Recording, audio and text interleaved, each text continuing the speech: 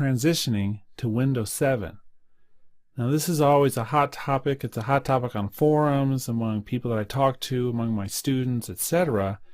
And they're always trying to figure out which is the best Windows system to use. Now this is a critical discussion because FL Studio and any of the other apps that I'm running with it have to be on Windows. They can't run on Mac. So unless you're using Boot Camp, which allows you to run that, then you're going to be in Windows on a Windows machine.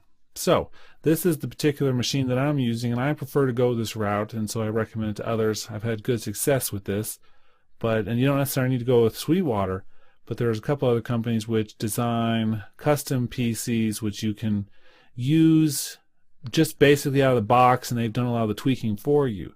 Now there's a lot of users who get into this type of thing and can design their own, and that's perfectly fine as well. But there's a number of people who are musicians who don't necessarily want to go out there and design it and make sure that it works, and so it's nice to have one of these custom boxes. This came with Windows Vista, and one of the things that they say is that they go through and they completely customize it. So they go through what's called a 40-step optimization process. Now 40-step optimization process, that's great. They've really gone through and tightened things up, but most of those things are things that you can do yourself, so it's not necessarily a huge deal. But Windows 7, my first impression of it is that it's been really great. I haven't had any problems with it, but there have been a few problems coming from third-party things. For instance, Pro Tools. I use Pro Tools as well, and they didn't have a version for Windows 7. They still don't, and Windows 7 has been out for a little while.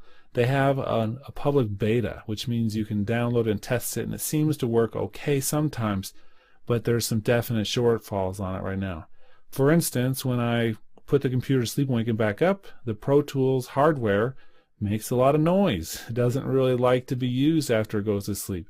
And so that's some of the things I'm letting it work itself out. So you got to be really careful. If you have a lot of hardware you want to use, if you have a lot of software that hasn't been fully reprogrammed for Windows 7, etc., then it may be something you should wait for and not move up. Now it did have a lot of software was available for Windows Vista, but even that a lot of people were waiting because they were trying to figure out what was going to happen next, and a lot of people were complaining about Windows Vista. And if people are complaining about it, then a lot of manufacturers and software designers are going to wait a little while to see what happens.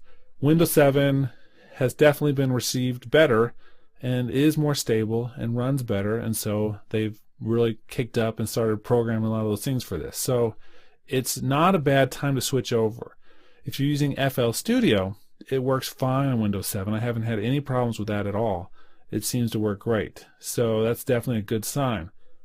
What I want to do is spend the next tutorial really talking about optimization of Windows 7 for running audio and just other things.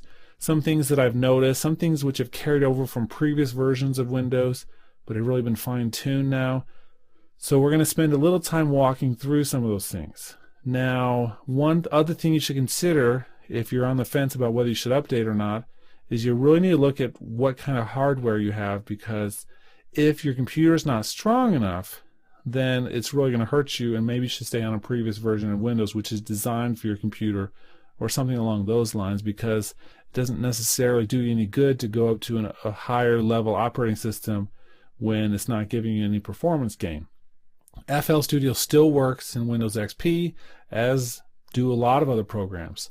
So you got to really take that into account. Now, when they say the upgrades no longer work with Windows XP, that's when you should probably consider switching, if that's a concern for you. Okay, so let's close this for the moment.